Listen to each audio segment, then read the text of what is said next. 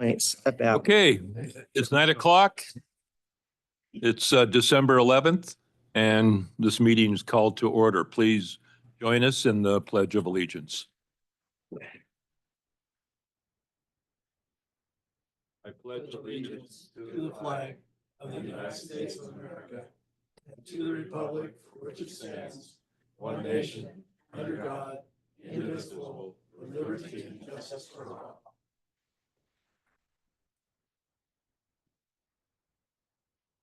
Chris, roll call, please. Division 1, Here. Division 2, Here. Division 3, Here. Division 4, Division 5. Here. All right, now we're going to have the oath of office for Brad and myself.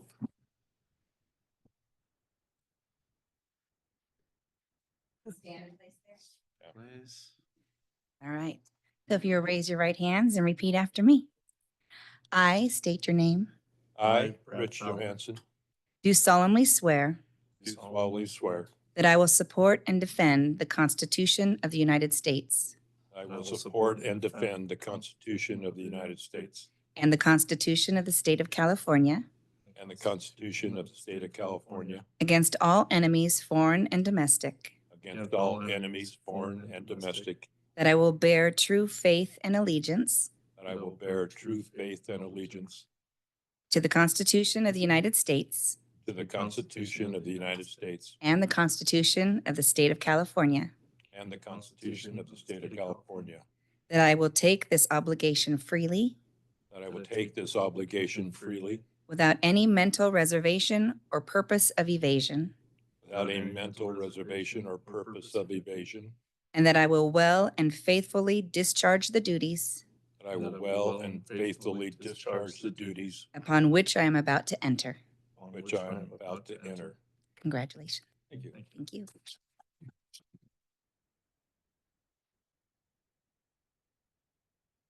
All right, Mr. I have President. a suggestion. Yes, Mr. President, this is an astounding meeting and a great day. So I'd like to take about a 5 or 10 minute break, maybe a 10-minute break to mingle with the public here and congratulate our new board members on their day today. So why don't we take a 10-minute break You until gotta come back at 9:15. 13 Yes. minutes. that sounds fine. All right, congratulations, Brad. Earl. Official welcoming and thank you. Stepping up. Okay. So we're going to public comment for items that are not on the agenda. I do not have. We don't have a screen. Yeah. Can you see it, Chris? Okay. I can't. All right, so Me either. public comment is over. So we're going to special orders, and special orders, the investment portfolio review. We do this quarterly and receive a presentation. Greg, you want to introduce? Yeah, so board, this is a quarterly presentation by PFM Asset Management. We've got Michael on the line who will go through the quarterly review. This is for our new board members. This is a quarterly review of all of NID's assets managed by a third-party entity called PFM Management. They've been instrumental and wonderful in the last couple of years to move our assets and move our investments in a more positive direction. So with that, I'll give this over to Michael, and you're up. Thank you. Yeah, appreciate that. Thanks so much. I assume everybody can hear me in the room okay? Need a little louder. Just 1 second. We're going to turn up the volume. Okay.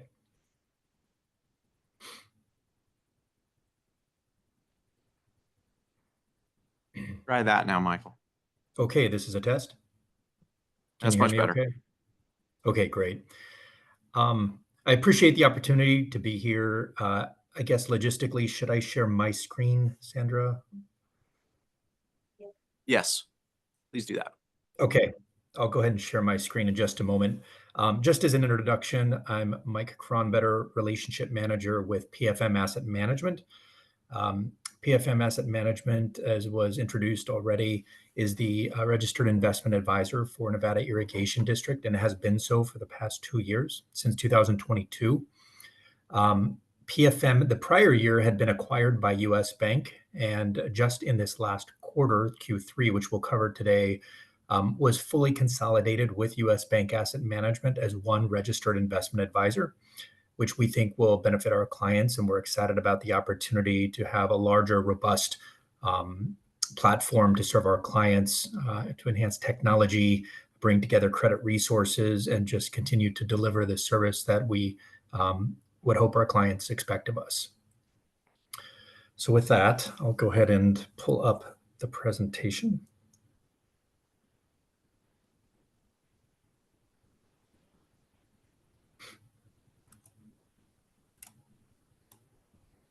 Can you see me? My screen, rather? Yes, we can. Thanks for the confirming. Okay. So today I'll be covering the third quarter. The meeting had, this meeting, of course, we're looking back to a period that ended September 30th, and so much happens in between. So I'll try to kind of update everybody on maybe some updates, including today with the inflation numbers that came out. But what we like to do is give a brief update on the economy, because it really informs the direction of the investment portfolio that we're able to invest in per policy and California government code for the district.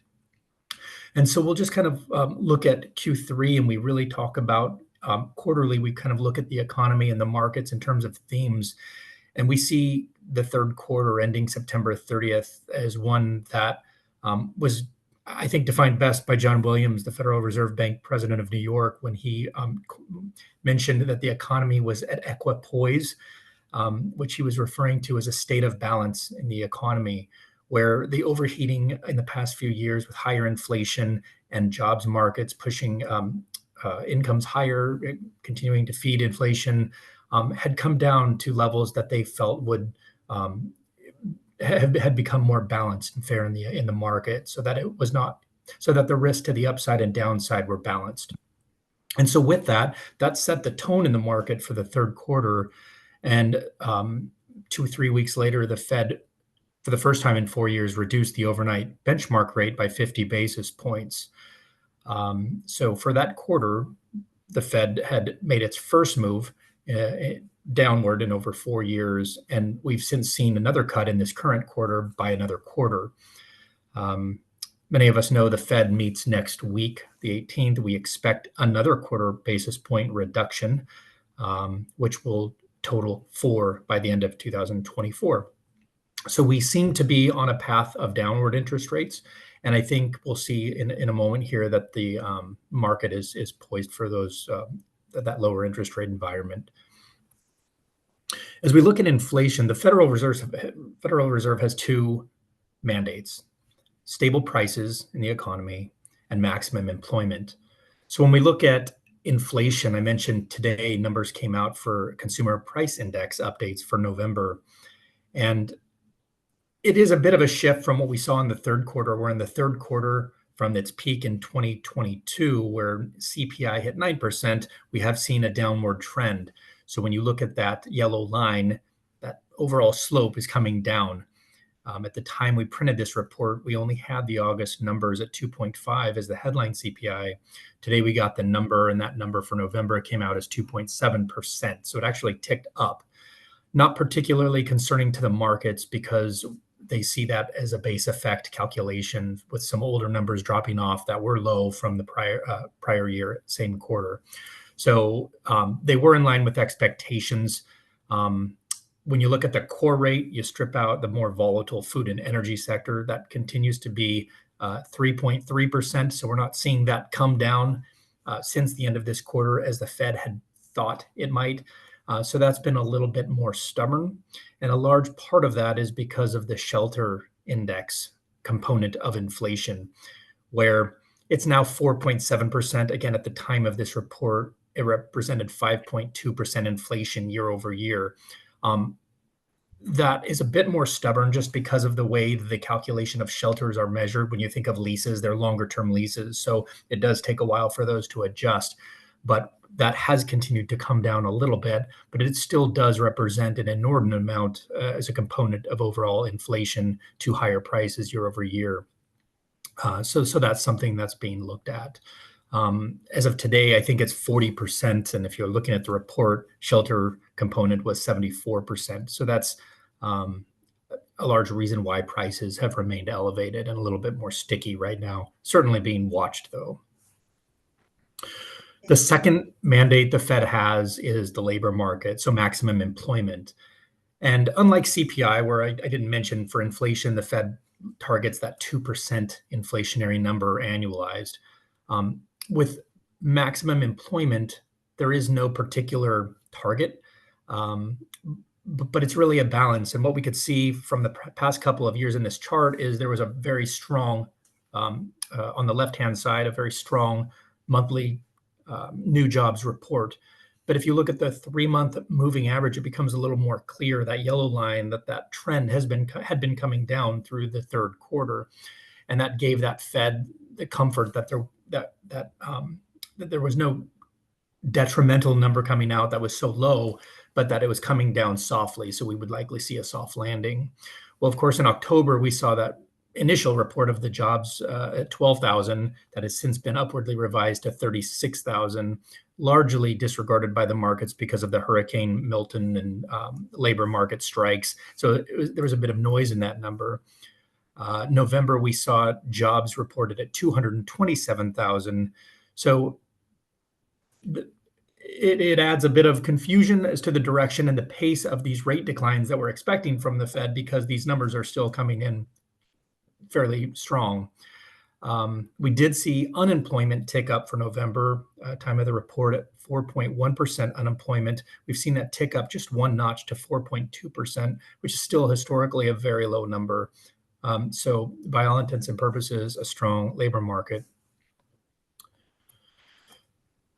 Putting those together and looking at our overall economic growth measured by GDP, it's interesting because there's always a timing issue when the Fed has a meeting and announces what they intend to do with policy or what they're seeing in the economy. And at the time when they met in September on the 18th, they had data that had been coming down softly and in line with what they were targeting to soften the economy from overheating.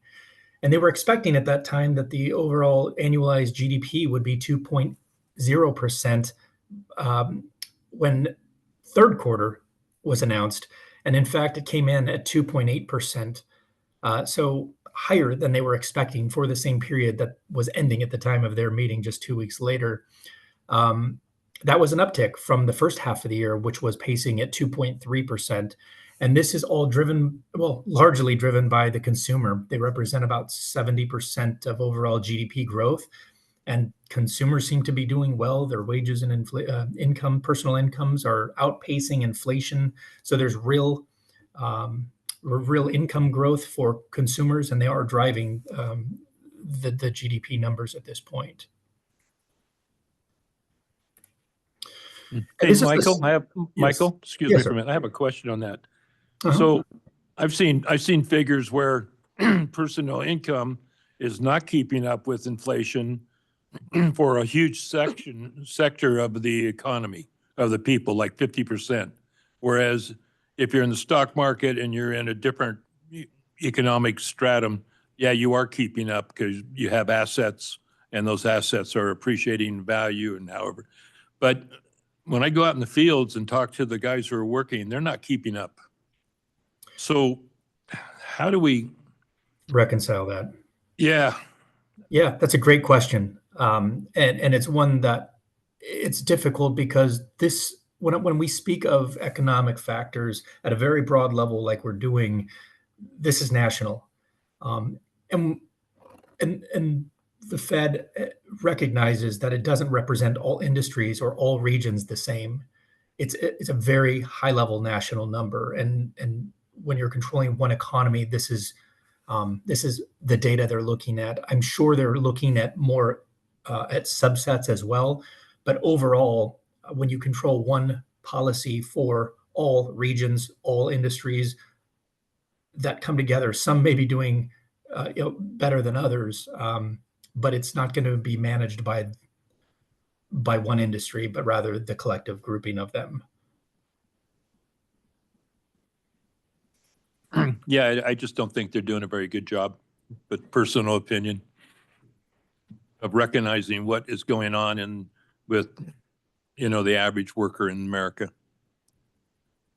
So, I mean, Yeah, in California, understood. alone, CARB is changing the fuel formulations that will cost another 60 to 90 cents a gallon. And PG&E is asking for another rate. We had to get PG&E in here, didn't we, today? Since they didn't show up. Okay. But here we are, another 22%, 10%, whatever. The rates keep going up on people. And anyway, Yeah, I don't disagree. There's definitely regionalized and subsets of data, and California is going to be different than other areas of the country. So yeah, no, Yep. and I understand you guys are doing a great job. Don't get me wrong. You really have provided balance and better return on investment for us. So thank you. I I just appreciate want the to say live that. comment as Yeah. well. I appreciate the question and the comment. What's important to us is that we're looking at what's driving your portfolio. And while it's painful in certain areas, and you've alluded to that, it may not drive what the market's going to do with the portfolio. And so we're really focused on the greater picture and the returns, and we'll look at the portfolio in just a moment. But I certainly respect where you're coming from, the question, and we have one focus and one mandate for NID, and that's to provide the returns, and that's what we're that's what we're trying to convey here. Any other questions at this time? No. Okay. Thank you. Okay. You're doing a good job. Appreciate that. The Fed has 8 meetings per year, and at every other meeting, 4 times per year, they put out a summary of economic projections. And we like to look at this because, again, it informs investment decisions at a top-down approach. What's going on with the economy overall? What do we expect rates to do with their projections? What is the market? How does that contrast with the market? So what we're looking at here, they put out 4 projections at every other meeting. Again, we looked at what their expectation was at the September meeting at 2%. That is currently measured for the third quarter at 2.8%. But by the end of the year, they're anticipating 2. I think that'll get revised higher next week just because of where we've been with the first 3 quarters of the year. They have more data now to look at. So I expect when they come out next week with their summary of economic projections, they likely would revise 2024 higher. I'd also be interested to see what they do with 2025, where it's currently at 2%. Unemployment, same story. Recall that when they met last, the data was trending lower, and unemployment was not necessarily going higher, but kind of toggling around the low 4 range. And they thought that since the new jobs reports were coming down monthly, the unemployment rate would rise. Well, we haven't gotten to 4.4% just for November. We saw 4.2%. So in my own personal opinion, I would think that 4.4 for the end of the year comes down as things overall look to be a bit lower than we're anticipating. Inflation, we kind of talked about inflation and the stickiness of that for the current quarter, but it had been coming down. And the federal funds rate is their anticipation of where they expect their overnight benchmark rate to be. So when they reduce rates or increase rates or set monetary policy, this is the rate that they set. That 4.4 would represent one more cut next week. And the 3.4 by the end of 2025 represents projection of 4 additional rate cuts in 2025. So we would sit between 3.25%, 3.5% by the end of next year. And that's the beginning of the tone that the markets began to set in the third quarter with interest rates across the entire yield curve. So what we're looking at here is the U.S. Treasury yield curve from 3 months to maturity all the way out to 30 years to maturity. The dotted line on top represents where we began the quarter, and the solid line below represents where we ended the quarter. So clearly the market received the message from the Fed that they had begun their pivot, that their interest rates would be coming down. So where another interesting point is in the quarter, after 2 years, we finally saw an element of disinversion in the yield curve where the 2-year yield was actually lower than the 10-year yield. That's something we hadn't seen for the past 2 years. So it's a sign that the rates would come down. That far left side that has that higher peak in rates would come down, and that to turn the yield curve back into a more traditional curve where you get rewarded for going out further. The reduction in rates over the yield curve was led by the 2-year, which fell 112 basis points. So it began the quarter at about 4.75 and ended at that 3.6 represented there. That's a pretty substantial drop. So it's a fairly significant shift in mindset of the direction of where the Fed and the pace of their reductions in the coming months and years. And that shaded region is kind of to give context where rates have been for the past year, ending September 30th, 2024. If we look at the yield curve today, it's flattened out. Shorter term rates actually dip below where the shaded region is. So that 3-month area, you'd see a plot of around 4.4%. So it dips below where we had been for the past couple of years. And rates across the rest of the curve would sit between the dotted line and the solid line. So rates have come back up. They've backed up for the quarter with the stickier inflation that the market hadn't initially expected, which we'll take a look at in a moment when we talk about performance. But lower rates for the quarter is what propelled returns in the portfolios. So when we look at the fixed income total return indexes, this doesn't represent your portfolio, but the 1 to 5 year US Treasury index for each asset class as part of that index. So if you just look at treasuries for the third quarter, the total return, both on market price increases and interest combined, was 3.39%, which is a really remarkable return for a 1-quarter period in high grade fixed income securities, fully backed by the US government. It represented 45% of the overall annualized return of 7.44 for that particular asset. And what really drove this was, of course, interest rates. When interest rates decline, market values go up. And so for the third quarter, that's really what drove returns in the fixed income space. And we'll see how that also impacted the portfolio. We talked about monetary policy, economic growth, so I'll go ahead and skip over this slide. It's just kind of our factors to consider in the next 6 to 12 months, which we've largely addressed. And turning to the account summary for NID, we have a consolidated summary of $105,311,658. Of that, we are actively managing $104,598,000 market value as of September 30th. That number's up $3.6 million from June 30th. And as a market value security subtotal, if you look at that $103.4 million second line there, it's up $2.9 million on market value alone. So the move of interest rates, the compression of spreads in certain sectors led to a market value return on the market prices in the portfolio of about $2.9 million.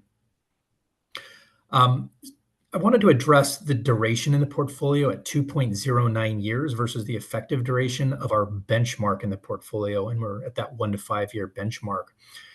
In the prior report, we indicated, and there was a question from the board about duration and how long it'll take to kind of turn the ship around as we're continuing to work through older securities that have lower yields in the portfolio.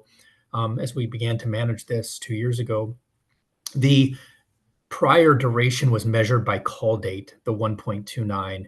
The accurate duration reflects much more closely to what the actual benchmark duration is of 2.5 years.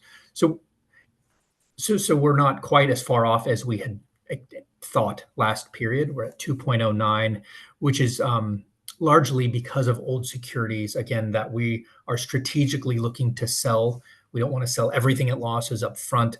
We're strategically looking for opportunities to minimize loss, but reinvest and have those reinvestments outperform and out-earn what old investments would have done.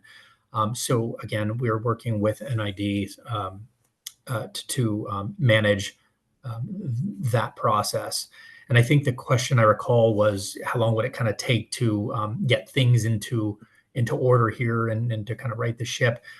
From this point, we think it could be a year and a half to be fully kind of up to par with where the everything is fully in place, and no drag from prior securities in the portfolio. Yield at cost, I wanted to note, is up from 1.66 from the 3 months prior to this date. We're at a 2.10. So if all securities in the portfolio matured and were not reinvested, the average yield would be at 2.10%. I think a good thing for the portfolio is that the yield at market, if you were to buy all the securities in the portfolio at market on September 30th, those returns would yield a 3.86. So we're getting closer as those numbers converge. That would bring equilibrium to the overall market price versus the portfolio price and the difference between the two in the portfolio. We're managing for safety, liquidity, and yield. That's the direction, that's the mandate, California Code, and for NID. So we're allocated in highly rated securities. Federal agencies, we feel we're heavily weighted in. Again, that's part of the legacy portfolio. We're looking to transition into kind of a more strategic approach there.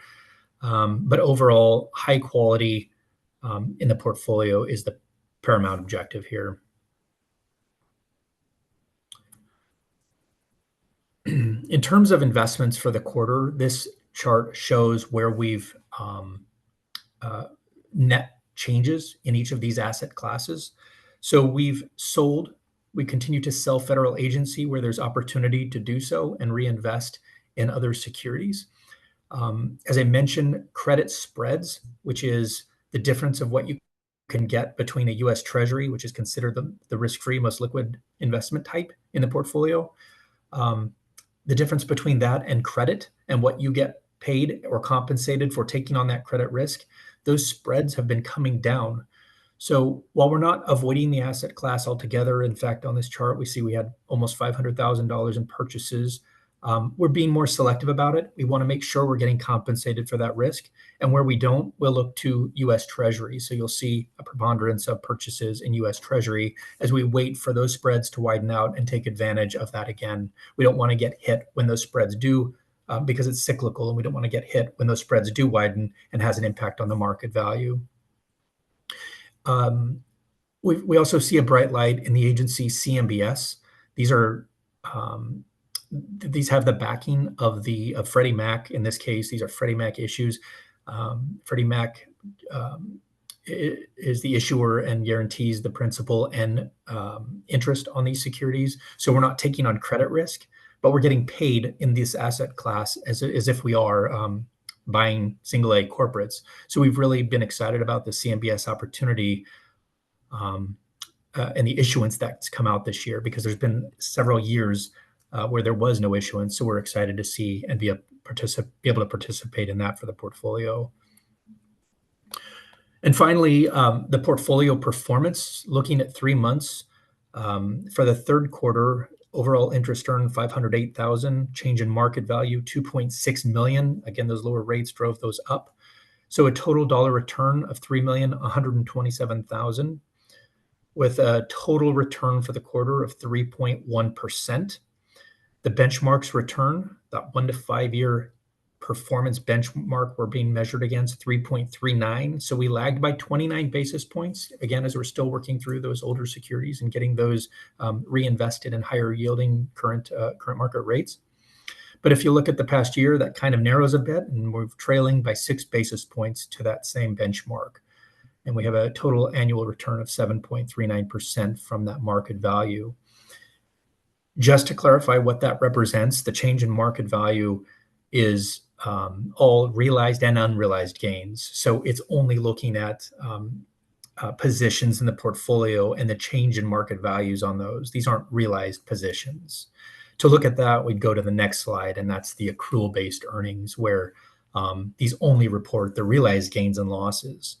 And when you see those realized losses, and I alluded to it earlier, these are strategic sales of securities to take advantage of the historically, over the past 15 years, higher interest rate environment we remain in, and start to out earn on the current on the reinvestment, start to out earn on the in the portfolio with new securities. So we still have total earnings favorable at 254,000 for the 3 months and 1.2 for the year, but it was dragged down strategically so we can get locked into some of these higher rates before rates do come down. And that concludes my prepared remarks, and I'm happy to take any questions if there might be any.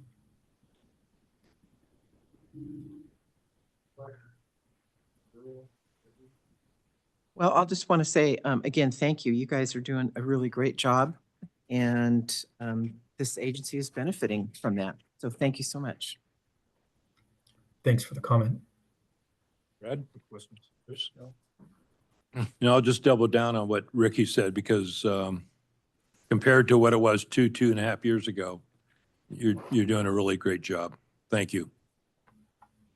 We're making Thanks more again. money, and yeah, you're making more money and getting us balanced and Right. eliminating risk.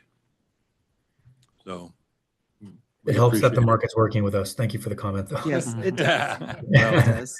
But it helps to have professional managing it. Yeah, exactly. And I don't think it's going to get easier going ahead. So thank you. Any public comment?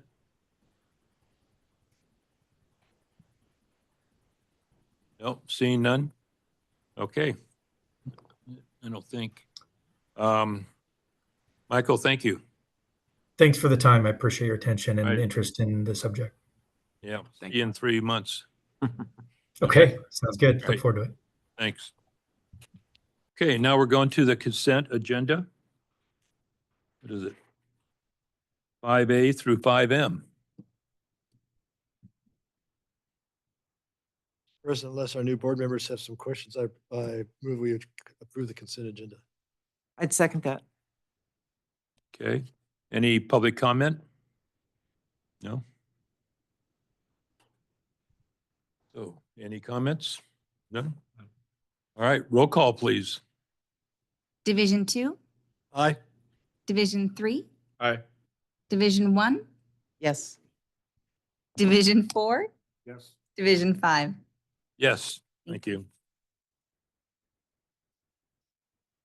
So now we're going to general orders.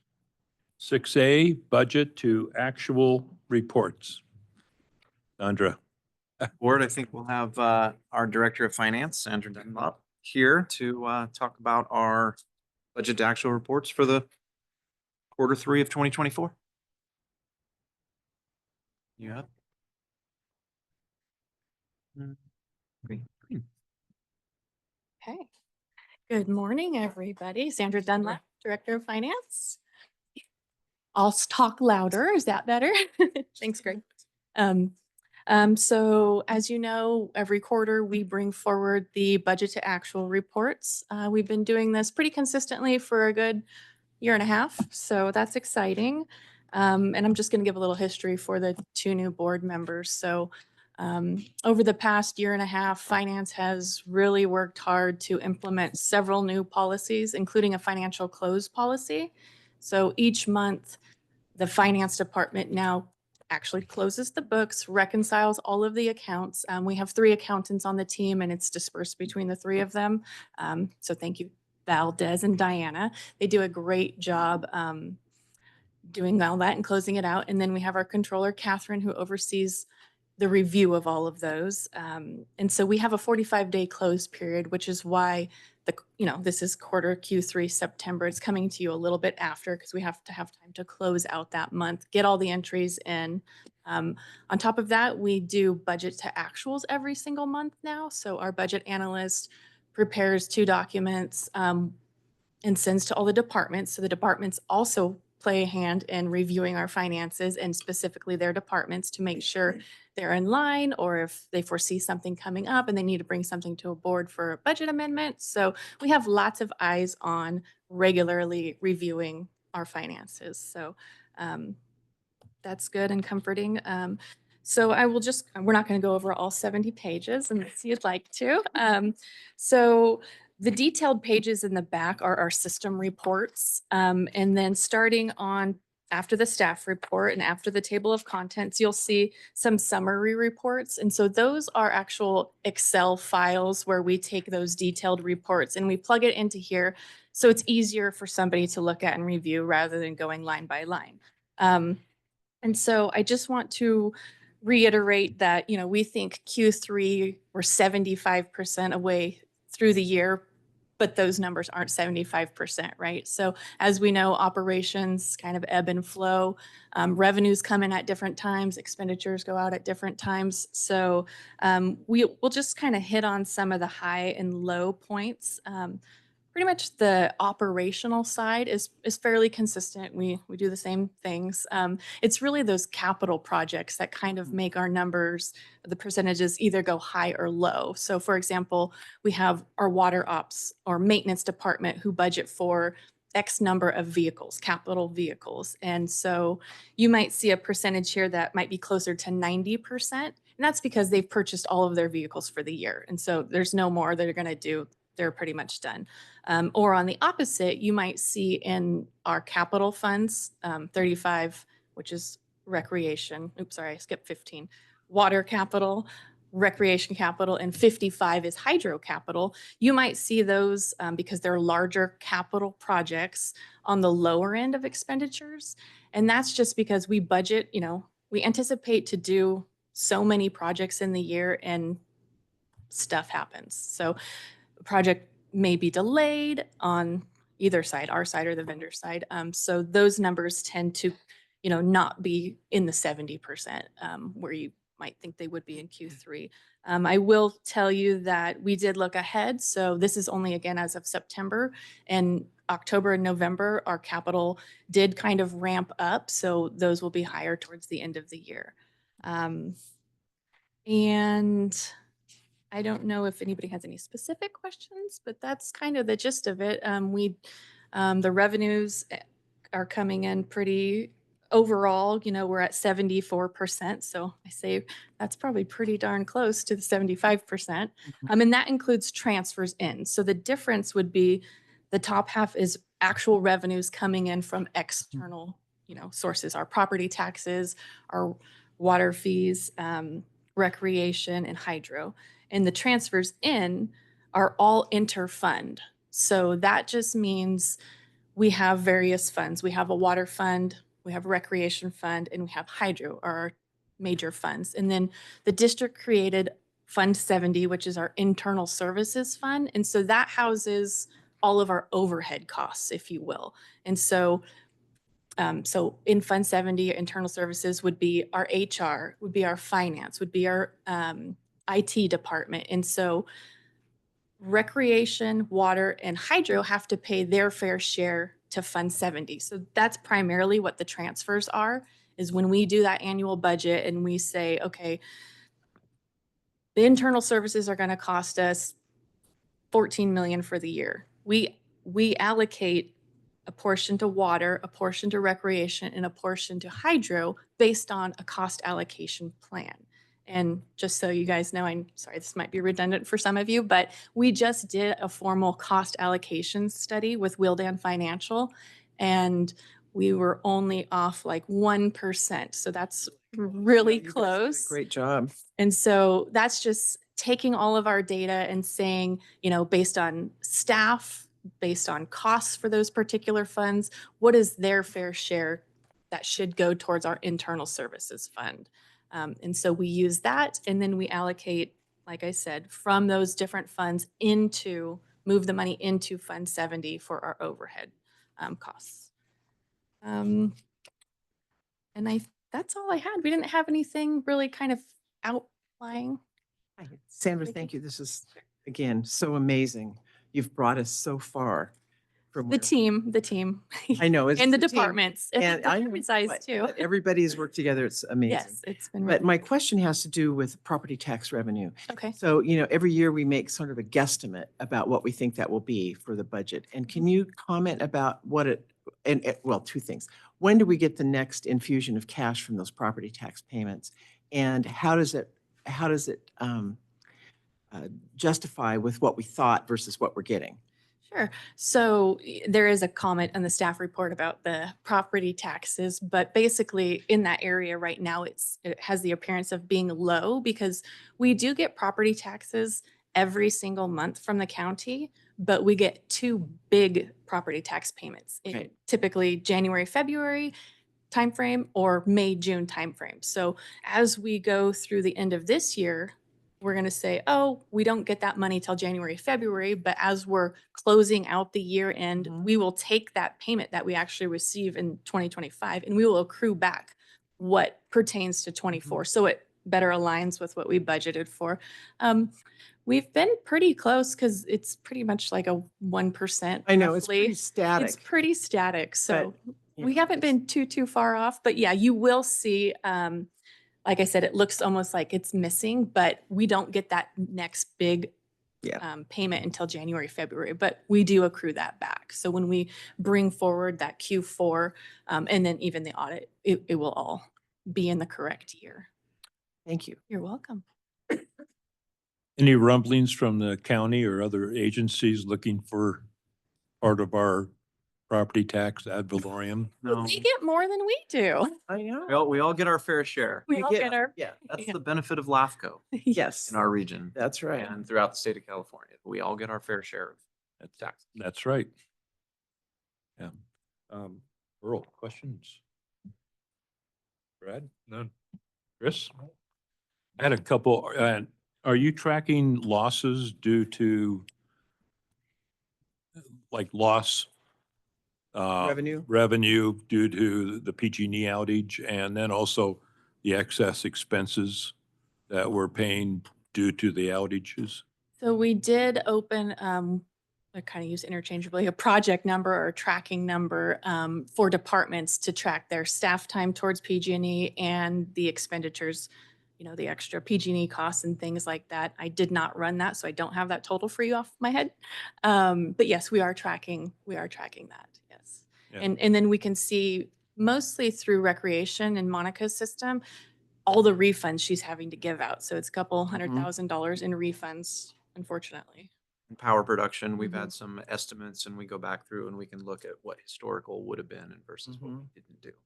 So we do have some initial estimates on some of these costs, hard costs as well as projected costs, but we're not going to know all those until this whole thing is Yeah. over. Yeah. Or on at least annualized until we can look back and refresh. Do we have any estimates? Yeah.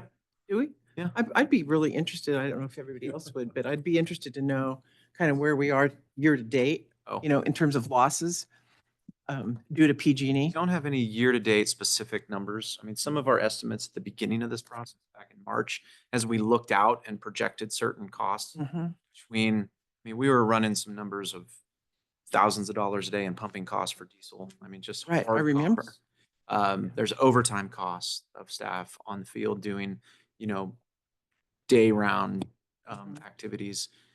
Some of the hydroelectric revenue costs, some of the recreation costs, some of the information that we've transported to our insurance company for business loss, somewhere around the 3.5 million range. And that was back in June, July when we were looking at it. I don't know the final numbers, but that's just for Right. this year alone that we're looking at initial costs. So that's kind of what we've been operating on and been talking to our insurance agents and about. So that's what we're estimating. A question I've been meaning to ask for 3 months now. What effect has the outage had on our power purchase agreement for that? Has there been any, or we haven't talked about that. The only two three powerhouses that were affected by the lack of water So remember, we have a power purchase agreement with PG&E that goes through 20 or 32 or 33 that covers the big Chicago Park. Right, that's what I'm talking about. Those capacities, those are ready to go. So those we still got paid for. Even though Even though the water was so not. they didn't say we can't run our water, you're not producing power for us, so, okay. Correct. Those agreements That's what I hold. thought it was, yeah. There are certain agreements that we have with other agencies that actually are on the production of power. And those were the numbers that we projected that we would not receive. It didn't change the power purchase agreement any, as a outlier. No. Effect on the whole system. Okay, Is that, I don't believe so. never heard anything about that, so Yeah, those power That's a- purchase agreements that's a good- hold. that As holds. long as we have capacity and Ready to- we're available to produce. Available to turn That's on. that's the word. Thank you. Incredible. I mean, again, in the last 2-3 years, where we were and where we are. Yeah. Thank you. Yeah. Thanks for the team. Thanks to you, the Sam. departments. Yeah, no. Yeah. Yeah, very nice. Thanks. Great. Okay. So now we have that, huh? Receive it. Files. Right. You want to vote on that? Even Somebody usually does a motion as Yeah. well. Let's move to receive and file. You're looking for a motion? That was a question? Motion to receive and file. Okay. It's your typical action. I'll move that we receive and file the quarterly, what's it called? Quarterly. Budget actual report fiscal year 2024 Q3. A second on that? Brad seconds. All right, any public comment? Seeing none, public comments closed. Roll call, please. Division 2, Aye. Division 3, Aye. Division 4, Yes. Division 1, Yes. Division 5. Yes. Thank you. Okay. All right, so now we get to 6B, which reorganization of the board for 2025 in the election. So, Mr. President, this is what we do every year regarding the election of the new board for 2025. So this is a standard organizational aspect that we'll perform at this board meeting every December. So with that, I leave it to the board's prerogative to. Just as a reminder, board, you can take these individually or you can combine them in one motion. It's up to you. There's 3 separate offices that we need to appoint. Well, let's just do them individually. Okay. You know, just stretch it out a little longer. No. I promised Jennifer we would not order lunch today. So Mr. President, I'm gonna make the motion to nominate Vice President Ricky Hack as president for 2025. I'll second that motion. Do we have any other motions? Let's take one at a time. Oh, on this, for the president. Any public comment? Your fans showed up there. No. All right. Roll call, please. Division 2, Aye. Division 3, Aye. Division 4, Yes. Division 1, Yes. Division 5. Yes. Thank you. Okay, now we'll Thank have, you, everybody. yeah. I just, now we'll have a motion for a vice president. and I would like to move to appoint Director Beerwagon as vice president. Second. Okay, so we have a motion and a second. Any public comment? Any other comment? Seeing none, roll call, please. Division 2, Aye. Division 3, Aye. Division 4, Yes. Division 1, Yes. Division 5. Yes. Okay, now do we have a motion to appoint Chris Stepanian as board secretary? I will move to appoint Chris Stepanian as our board secretary. You have a second? I'll second. Earl seconded. Any comments? Yes, Guess what? I do. I just want to thank Chris for her years of service and Yes. a great job she's done since I've been here. And she's been here the entire time and always on top of things, always very professional and doing a great job. Thank you so much. Agree. Yes. Okay, any other public comment? Seeing none, roll call, please. Division 2, Aye. Division 3, Aye. Division 4, Yes. Division 1, Yes. Division 5. Yes, Thank you. okay. Now we need to close this session to open up the Joint Powers Authority. So we are adjourned, We're pausing. huh? our- Pausing. Yes. And Okay. we're convening the NID Joint Powers Authority Board. All right. So Greg, you gonna handle that? Oh, okay, so we've paused the NID board meeting and now we're convening the NID Joint Powers Authority. Switched hats. We switched hats. You are now part of the Joint Powers Authority of Nevada Irrigation District.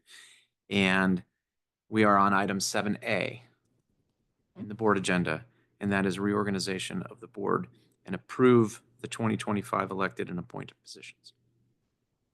All right. Which are typically the same positions as would be on the NID board, which was just approved. So Okay, maybe we have a motion. We we have get a motion? One motion to, as the Joint Powers Authority, to approve the prior action? Or The how do you want to So say the it? Esther? motion would be for the Nevada Irrigation District, JPA, to appoint as president Ricky Heck, as vice president Chris Bierwagen, and as secretary Chris Stepanian.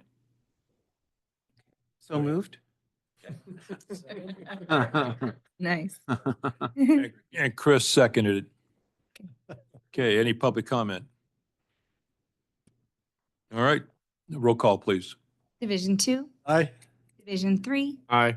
Division 4, Yes. Division 1, Yes. Division 5. Yes. Thank you. All right, now we're closing the Joint Powers Authority and going back to the open session. And perhaps in the future, somebody can explain that little shell game to me. I was gonna ask our assistant We will. manager if you would give us a little, since I've been on the board, I don't think we've even So this is- functioned as a. We could do that now. It'll just take a couple Yeah, minutes. that'd be great. So this is a function of prior financing, Mhm. the NID board. Mhm. To issue COP, certificates of participation, which it functions a lot like a bond or debt financing, you have to have a third-party legal entity. So years ago, we created the NID Joint Powers Authority to serve as that financing entity in partnership with NID for bond or COP financing. So every year, since technically you serve on that board as well, it is a separate legal entity apart from the NID board itself, we go through this, the formality of appointing new officers to the JPA. And since we haven't bonded anything since I've been here, we haven't had a JPA meeting, right? Correct. Right, we Okay, haven't had that makes- to utilize it. That makes. When we refinanced those bonds We back did refinance. 6 or 7 years ago. Those, I believe, were under NID. I don't recall if we had to use the JPA or not. Oh, you know, I okay. don't recall either, but we did refinance a series of bonds. Yes, we did. That were a handful. We took advantage of those lower interest rates Yeah, that were happening. we at the did. time for our bonds. Yeah. Okay. Perfect. Thank you, Cool. Dustin. Thank you. So we're back in open session and we're going to the general manager's report. Well, just welcome to our new board members. It's different faces on the board, so congratulations and welcome to the both of you. The only item that I have on the plate today is that as of yesterday, we had to close all boat launches at both Scotts Flat and Rollins. That was a preemptive measure that we took administratively yesterday in preparation or to protect our reservoirs, our canals, our infrastructure to this new golden mussel that was found in October in the Bay Delta from CDFW. So there was some issuings and warnings that went out from CDFW early on and maybe about 30 days ago. And we're taking a look at it. CDFW is still trying to understand what, the spread capacity of this particular mussel, but it it is much worse than the quagga and the zebra mussel. And it can infiltrate and get within our reservoirs, particularly our canal systems, and our infrastructure within our water treatment plants. And so we're taking the most effective and the best measure right now is to close our public ramps. We're following suit recently, as of I believe a week ago or 2 weeks ago, New Maloney's, New Hogan, Comanche Reservoir have closed due to this threat of the golden mussel. We were informed that some of those latest fishing derbies that were scheduled to be at Comanche, New Maloney's, were coming up this way to Rollins. Some of those boats obviously are within the Bay Delta. And so preemptively, we've just closed everything and are working with CDFW in the next few weeks to identify really the threat, what it means to us, and what we have to do in order to not allow these mussels to get into our systems. We've reached out to Combi. As you know, Combi is not a public reservoir, and so I'm working with their homeowners association right now to try to work with them to educate that population on the threat of this mussel within that system as well. So Lake Wildwood would be, Wildwood will be notified. no, It's a low calcium reservoirs where this mussel thrives. And so much unlike the quagga and zebra, which thrive in a higher calcium lake, so that would be higher in the system, this mussel thrives in a low calcium reservoir, which is lower in our system. So, so we're watching it, and we're trying to, CDFW hasn't come out with specific guidance at this point. So we're just holding off and waiting to see what comes up. We think that first part of January, they will have guidance and direction to all reservoir owners. But currently they've put out a warning to all reservoir owners that this is now in the state. Greg, what is the threat they pose if they get on a reservoir?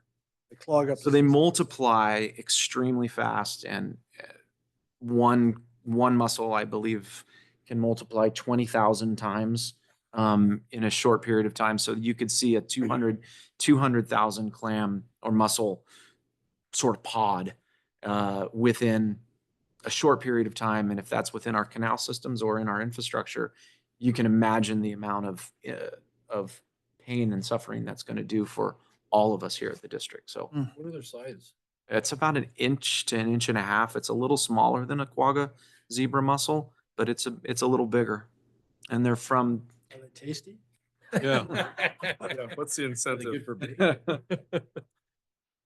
yeah. So they just found him month ago-ish in the Delta, in Northern California Delta. And so, right now there's a lot of fishing boats that go between the Delta and Mhm. local reservoirs.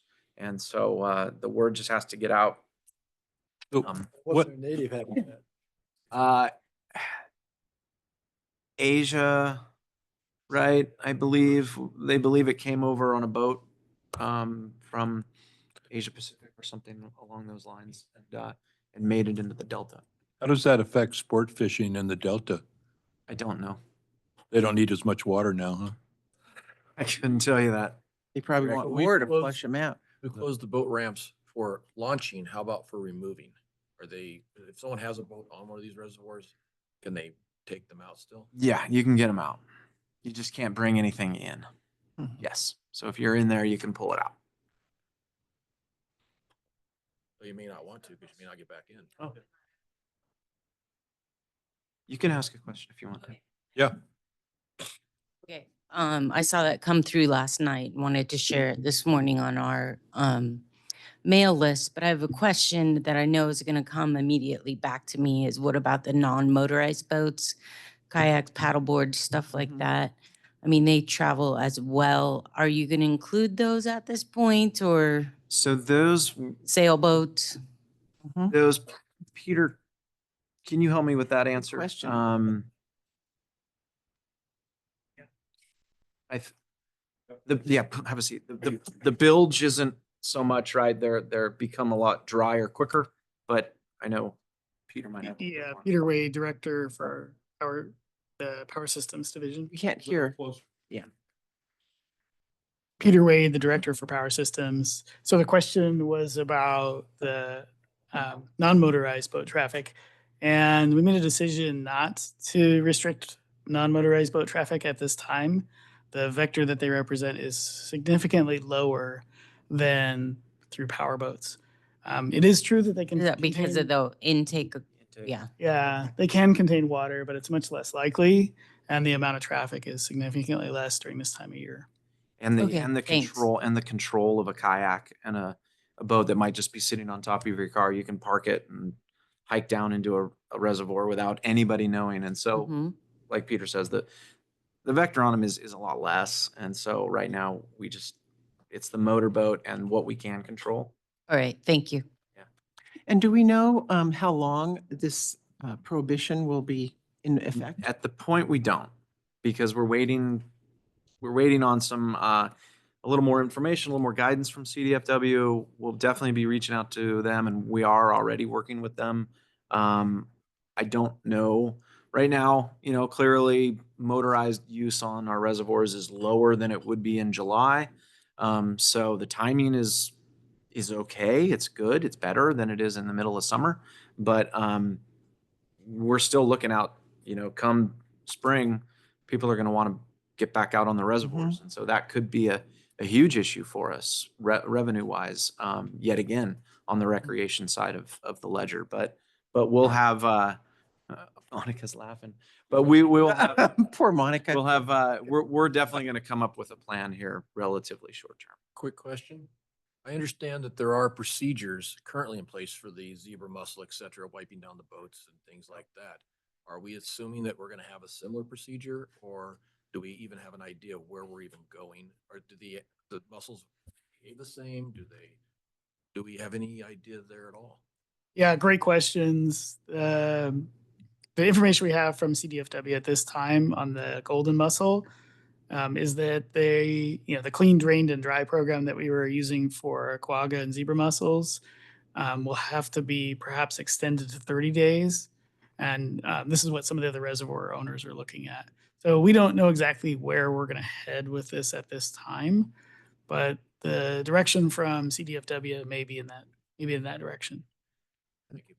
And how effective has the controls been on the zebra? Do we have any data on that one? Still around. We have none. We have no signs in our reservoirs. Yeah, so we're actively monitoring for quagga and zebra mussels in our reservoirs, and we don't have any that we're aware of through that monitoring. Like Greg mentioned earlier, the calcium level is key to understanding this. So the quagga and zebra mussels can't complete their life cycle. So even if they were introduced in low calcium waters, they can't build their shells. So they can't build a viable population. But the golden mussel can thrive in low calcium waters. So that previous natural impediment to the mussel growth in our reservoirs isn't there for the golden mussel. Always into twist. Yeah. Yeah, so we'll be monitoring it and let you know, but right now that's where we're at. We are still in the early phases of its assessment. But it could potentially be a very costly and a very high intensive program if it's anywhere close to what Tahoe does to their ramps. So we'll keep you updated. Yeah, we thought last year was a little rough with the outages and everything else. Yeah. Yeah. Let's see what happens. That's the end of my report. Well, Greg, I have, go ahead. Go ahead. Right. Thank you. Keep stopping. Can you also comment on where we are with PG&E? Chip, I will turn that over to you.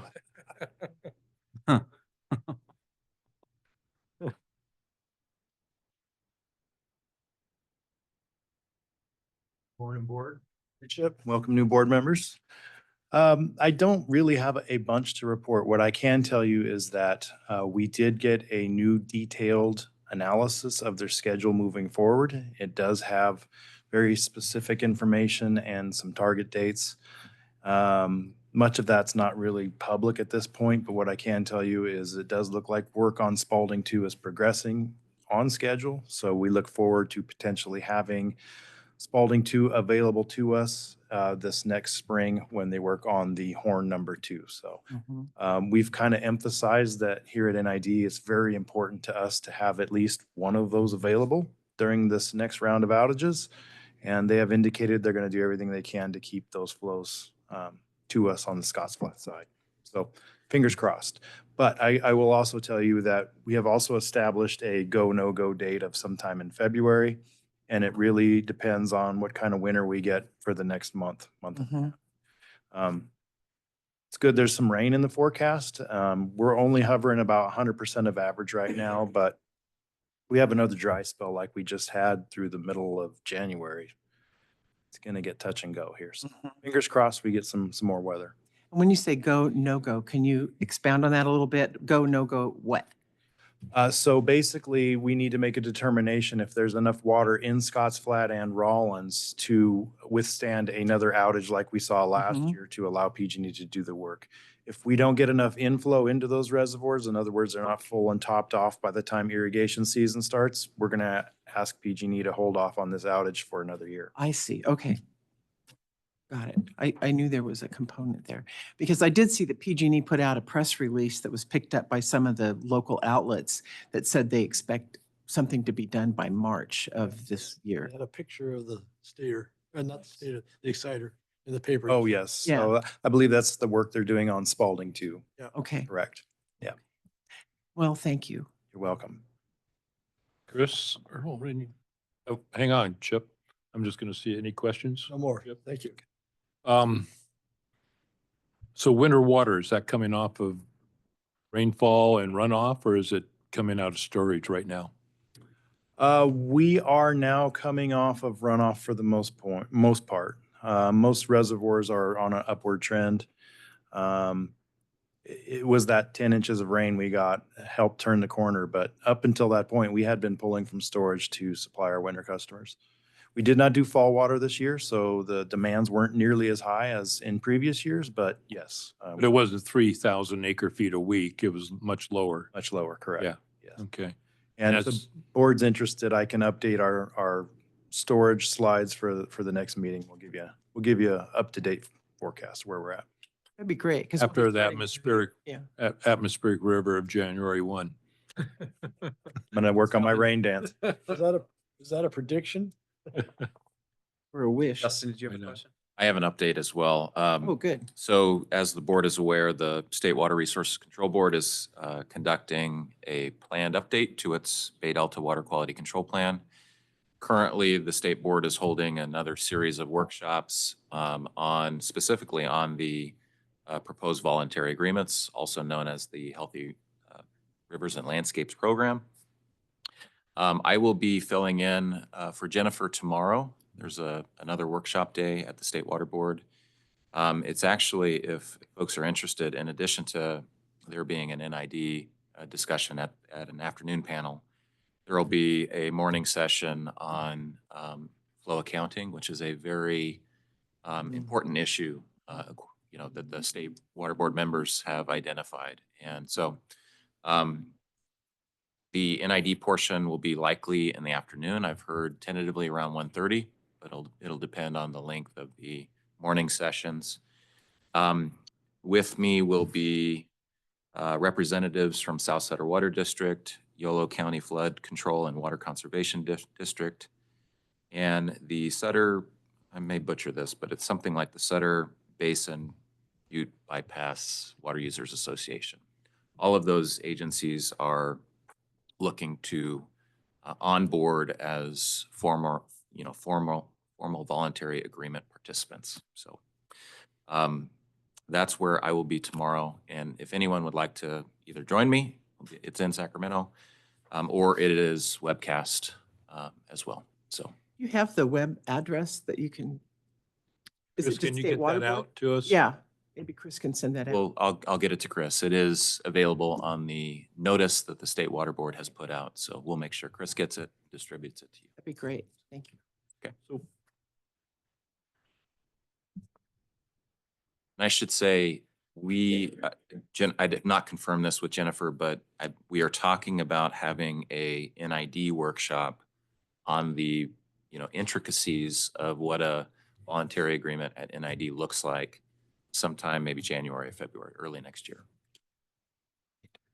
This may be a unrelated question, but MWID is trying to float the bonds again to put the tunnels in out of the bay. If they get the permission to go through with all that, how will that affect us? Will we be required to supply additional water? That is called the Delta Conveyance Project. And the current proposal is only under high flow scenarios would really the tunnel pull more water. In what's called balance conditions, which is like summertime conditions where they're operating the reservoirs, releasing previously stored water. There's been commitments made by the Department of Water Resources that they would move no more stored water than they could under today's conditions. So there's a agreed upon limit to how much water that the tunnels could pull during balance conditions. During what's called excess conditions or flood operations, nobody cares, right? Go ahead, operate the tunnels, provided there's not some environmental impact, provide that water to south of Delta communities. So that is a commitment by the Department of Water Resources regarding operations that has been memorialized in a number of different places in their environmental impact report for the project, in some settlement agreements with some water users, and then it will also be appended to the terms and conditions of the water right changes that they need. So that is not a concern of mine, given those commitments. Might be something where we could bring back to another meeting agenda item and talk about some of these items, because I don't want to get off, we don't want to get too deep out of our sphere here. So Then I'll that's okay. hold my comment. That's all right. Well, I'm just going to one more comment. Okay. How can a voluntary agreement really be a voluntary agreement when it sunsets in 8 years with a automatic default to the unimpaired flows? Yeah. That's not a real question. That might be taken up by a different day. Right. Well, I know, I think so, but that has to be in that workshop. And that is not, to just give a brief answer, that is not what the voluntary agreement participants are proposing. Correct. After 8 years or 15 years, whatever the term ends up being, that there's an automatic off-ramp to an unimpaired flow standard. So that's a short answer to a very long discussion that we could have at another time. I just wanted to get it on the table for that discussion. And you said you were proposing a workshop to do all this, to talk to Yes, we can get into detail. our own workshop. Correct. Yeah. And Because one of the big things is how much water, and this goes to the FERC licensing also, is the complicated formula for figuring out how many acre feet that's actually going to be in the end. That those numbers just all over the place all the time since I've been here, right? It's like, can we bring that down to some best think we're- estimate, right? Justin, if I could, we're well off Yes, we our are. topic. Right. We need to, We're in the the update was that there's a state water board hearing tomorrow and it's somewhere around 1:30, and tune in if you can. Okay. Okay, so we're done with general manager's direct. We are done with general manager's report. Yeah. And Nicely done. director, you have any comments? Yes, I have no update, but I am proposing in the coming year, 2 tours, one for the lower division in the spring or the winter, and one of the mountain division in the summertime. And I'll be discussing this with the president and see if we can organize that, since we have new board members and most of us have never been to the mountain division. So I think that's important. We'll figure out how to do that. It'll take days. Well, a full day in the mountain division would be enough to see most of the stuff. Bring your fishing pole. That's all. Those hooks. That's right. Mustard boiling pot. Just got back from California State Farm Bureau Convention in Monterey, and it was a successful gathering again. And Debbie was down there, and everything's good on the farm. We're amending things and getting ready for next irrigation season. So glad to be able to go to work here. Glad to have you. Ricky? Yeah, I just want to say briefly, I did attend the Contractors Association Holiday Gathering, and it was really well attended. And it afforded me the opportunity to sort of reconnect with and re-meet, if you will, many of their board members. And without question, everybody there really expressed their appreciation to NID and the work we've been doing and how we are doing our very best to hold PG&E accountable and so on. So it was a really good event, and I brought back just nothing but positive comments from those contractor board members that I spoke to. So that was cool. And then lastly, I just want to thank my colleagues here for their trust, and I feel very honored to be your president for 2025. Thank you. That's it. Not a lot to report. I'm glad to be part of this organization here. I was picking mandarins at dark this morning, so I have some back there if people would like to help themselves. They're good looking. Our mandarin season just started. We're at a little bit lower elevation than most of the higher elevations. Theirs are getting towards the end, but mine are just coming on. So please help yourself. I'll be picking the rest of the day too. Nice. Yeah, the Contractors Association, what, great group. It was a great night, good night. What really, the food.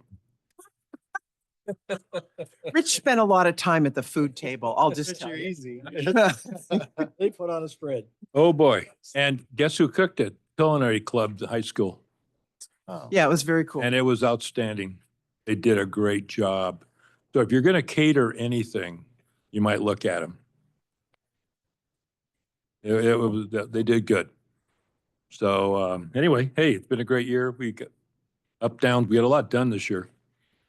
And looks like we're going to have challenges, and just keep in mind, we have better modeling in the state of California. Mm-hmm. So come in strong. All right, we're adjourned. Thank you, everybody.